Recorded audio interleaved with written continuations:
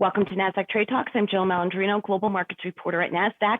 Joining us remotely, we have Dan Ahrens. He's the Chief Operating Officer and Portfolio Manager at Advisor Shares, and we're going to take a look at investing wisely in the correct areas of cannabis. Dan, it's great to have you with us. Thanks so much for making the time. And the cannabis market certainly saw some volatility in 2019, coming back a bit this year. Give us a general overview about the state of the cannabis market. Sure. There were a great many reasons why cannabis was down in 2019. There was a lot of early excitement, maybe too much excitement. And then throughout 19, they simply did a real lousy job of execution in Canada. And most ETFs, most funds, most of the NYC and Nasdaq listed stocks are Canadian, but Canada's still a really small market. So underperformance, poor execution, not enough stores.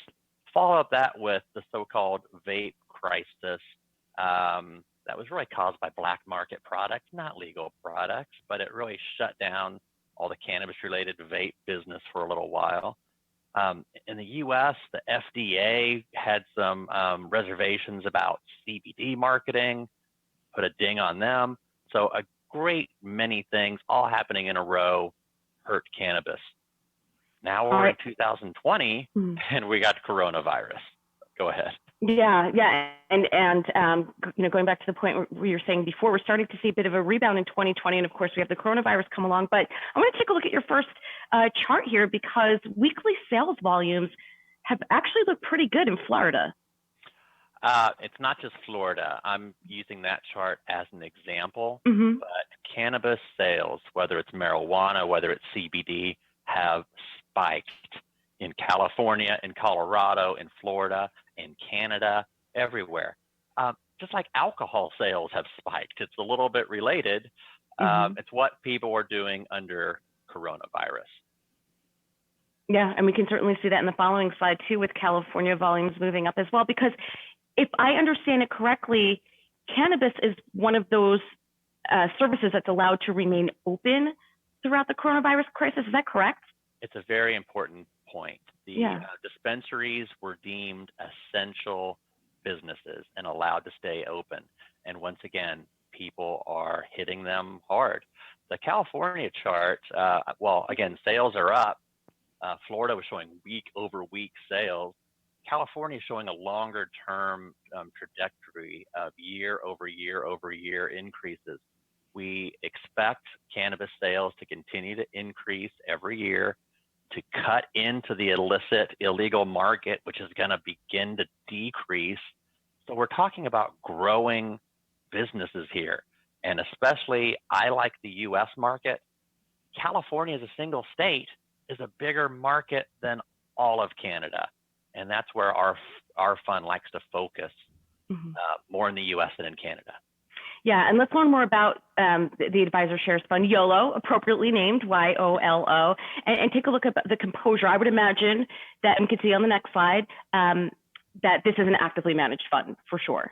Yes, I think in a wild, crazy area like cannabis, it's extremely important to be actively managed.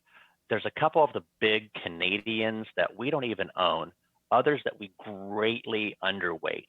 Some of those big names in Canada are really cash-starved companies.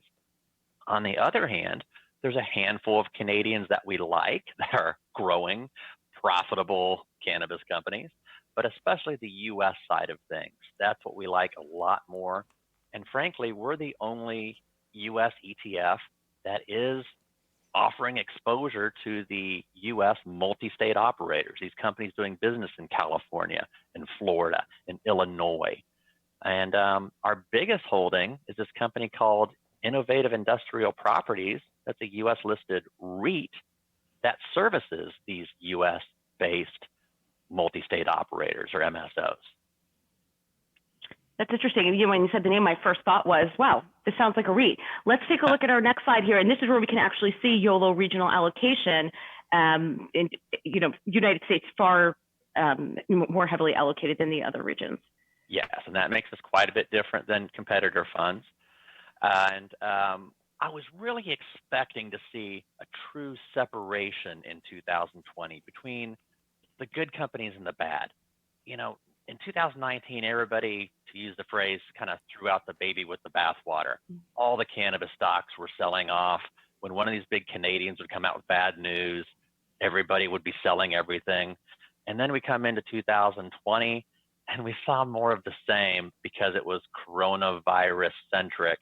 Everybody selling everything of every asset class, not just cannabis. But once again, on the rebound, I think it's really important to be invested in the right companies, which means to greatly underweight some of those big Canadians and to mix in these multi-state operators and other companies. We think we're going to begin to see a real separation between the good and the bad, between the profitable and the unprofitable, between the companies with cash and the companies that are going broke.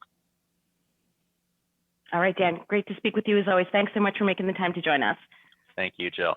All right, and thanks for joining me on Trade Talks. I'm Jill Malandrino, Global Markets Reporter at Nasdaq.